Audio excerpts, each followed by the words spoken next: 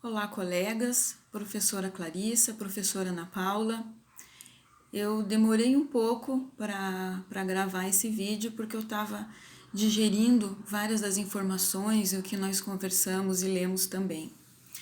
O meu tópico é translinguagem, coincidentemente é o mesmo tópico do conceito da primeira aula, então eu gostaria de ler um pedacinho do que eu escrevi para o conceito dessa primeira aula. Então, translinguagem é um fenômeno comunicativo que ocorre na interação entre falantes de língua estrangeira, geralmente quando essa língua não é comum a pelo menos um deles. Quando eu fui reescrever o tópico, o conceito, eu reli algumas coisas e li as minhas anotações e, obviamente, reli isso que eu tinha escrito. Eu não mudaria, né? Claro, eu não escrevi só isso, eu escrevi mais. Eu não mudaria nada do que eu escrevi, eu acrescentaria. Então, relendo o tema e relendo o texto, primeiro eu gostaria de começar discutindo justamente esse termo trans, que o Pennycook usou não só em translanguage, mas ele usou em vários temas ao longo do texto. Exemplo, eu anotei alguns: transgressive, transculturation, transidiomatic, transmodality, transtextuality e transsignification são alguns. Eu fui procurar a definição dessa terminologia trans no dicionário e eu achei o seguinte: elemento que significa para além de, em troca e através. Então, de acordo com o que nós vimos, com o que nós estudamos, com referência a translanguage, eu acho que isso, obviamente, se encaixa muito bem.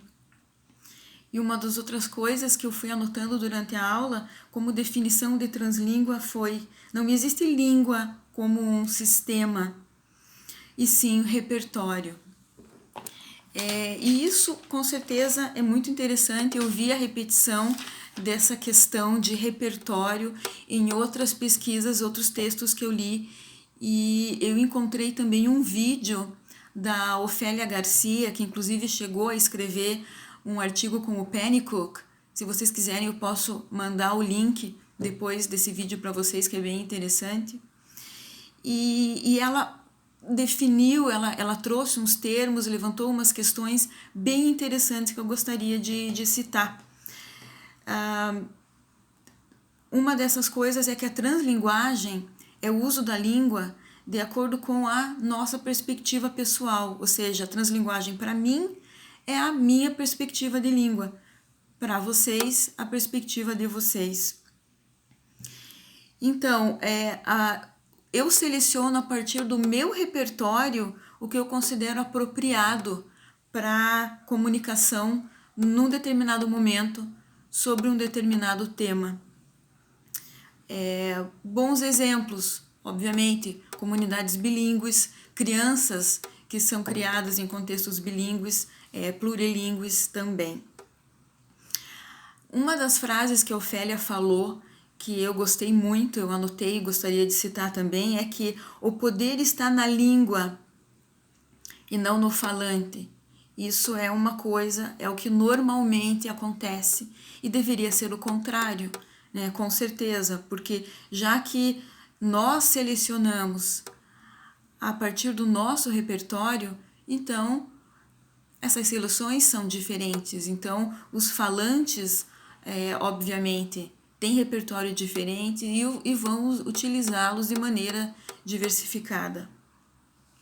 Porque, afinal, na translinguagem não está apenas, não se considera apenas a linguagem oral. Existe muito mais na linguagem do que é dito. Existem esses elementos semióticos, gestos, modulação de fala, enfim, todas essas coisas que são definitivamente importantes para a comunicação do dia a dia. Eu quero citar uma coisa interessante também, Eu vou viver dentro de algumas semanas um contexto bem translanguage, porque eu vou conviver com uma holandesa e uma alemã, em que nós usamos o inglês para nos comunicar. Mas a holandesa está aprendendo português, a alemã fala um pouco de holandês e eu falo um pouco de alemão. Então vai ser uma salada, vai ser um translanguage moment bem interessante. Para terminar, eu gostaria de agradecer às professoras por essa oportunidade, pela matéria. Agradecer aos colegas também pelos comentários sempre ricos. Revi alguns colegas e conheci outros. Então foi um prazer, espero revê-los em breve. Até mais.